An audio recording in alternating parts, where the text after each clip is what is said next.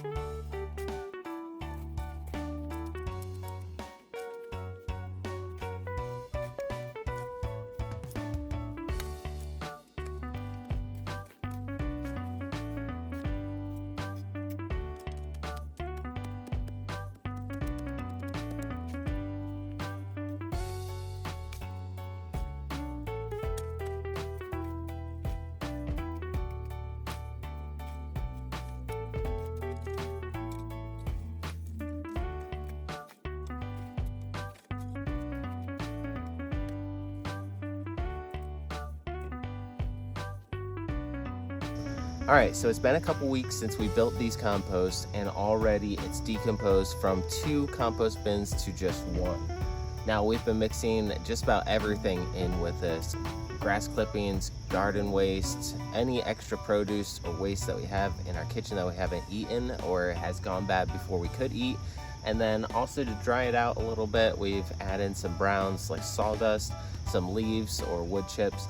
Now, leaves and wood chips do take a lot longer to decompose, so if you want compost quicker, you're not going to want to put in as large of items as leaves and compost. Sawdust works really well if you need some brown to mix in with all the greens that you're putting in. So we found that this is really easy. You just put anything from your kitchen that you're not going to be eating into here and it composts.